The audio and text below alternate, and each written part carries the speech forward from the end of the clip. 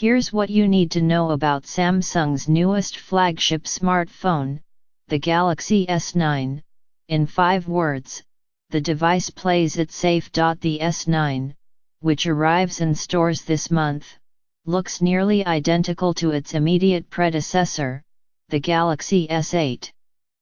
It is essentially a replay of last year's big Samsung phone with a few tweaks. The main differences are an improved camera and a feature called AR Emoji, which uses a photo of your face to create an animated version of yourself making various expressions, like crying in a bathtub or shaking your head. The phone's price is steep, $720 or, for a version with a slightly larger screen, $840. That's underwhelming when you consider that Samsung, the largest phone maker, has been on the bleeding edge of smartphone innovation.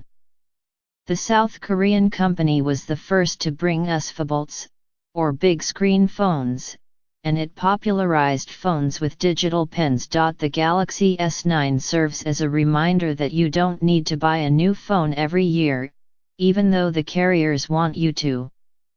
Cherish and maintain your gadgets, and upgrade to the Galaxy S9 only if you feel like splurging on a device with a powerful camera. But there's also good news.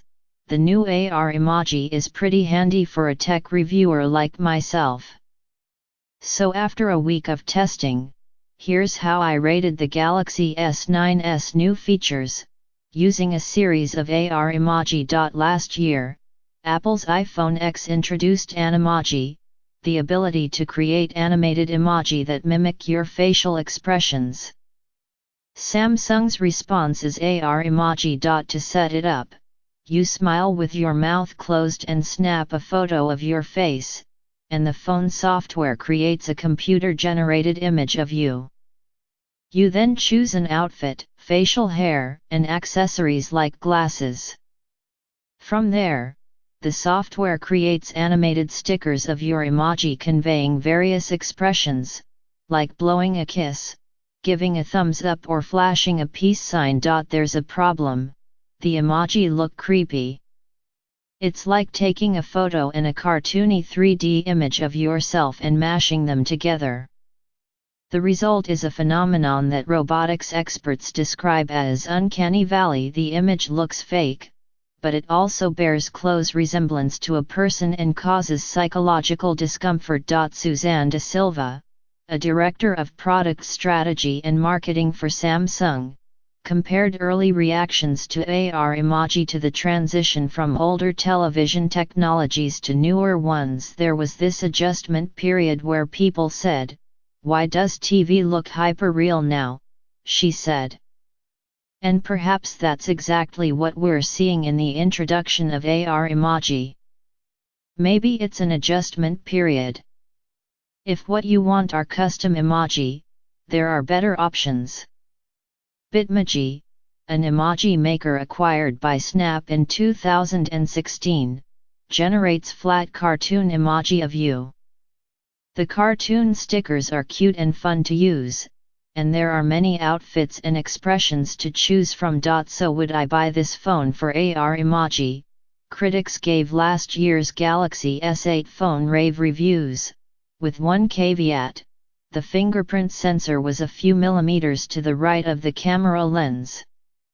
That awkward placement made it easy to bump into the camera lens when trying to unlock the phone. For the S9, Samsung listened to feedback and moved the fingerprint sensor to a better place, below the camera. In my tests, I rarely bumped into the camera when unlocking the phone. That's a win. If you thought Siri or Alexa was inadequate, wait till you try Bixby, the virtual assistant that Samsung introduced last year. To set it up, you create a Samsung account, and you hold down a button on the side of the phone to activate it. Bixby is unreliable. It took me 3 tries to open the phone camera with the command "open the camera" before it accomplished the task. I also asked, "Bixby, what can you do?" On my first try, there was an issue connecting to Samsung's server, and on my second try, Bixby replied, maybe a few things here and there, but I'm learning every day. Yeah. Samsung said it was listening to people's comments on Bixby. There is a better option, Google's Assistant, which is a more capable, mature virtual assistant. Unfortunately, you can't modify the Bixby button to summon Google's Assistant instead. Your only other option is to disable the button. The Galaxy S9 has what Samsung calls a dual aperture camera system. The aperture is the opening in the camera sensor that lets in light. Typically, phone makers make the aperture as large as possible to let in more light. But Samsung's new phone has a mechanical aperture that adjusts to different lighting conditions.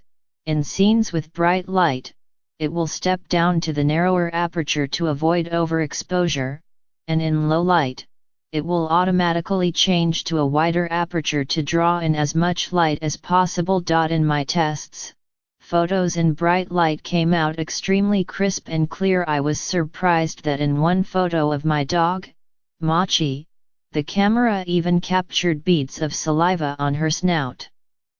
Yet in other photos, Samsung's camera software appeared to over-sharpen or over-smooth some textures like patches of grass or the dog's fur. In low-light settings, photos looked excellent. In pictures I shot of friends in dimly lit restaurants and cocktail bars, their faces were nicely lit up, and backgrounds looked natural. So when you ask a waiter to take a photograph of you and a group of friends at the dinner table, make sure the waiter uses the Samsung and leaves the flash off. I especially enjoyed using the camera to shoot photos of food. In the camera app, a food mode slightly bumps up the saturation to make colors warmer and the food look more enticing. In a photo I took of a homemade loaf of bread, food mode made the brown crust appear more appetizing, and in photos I took of a plate of arepas, it made the tomatoes look redder and an avocado slice greener. Instagram fans who obsessively document their meals will love this camera.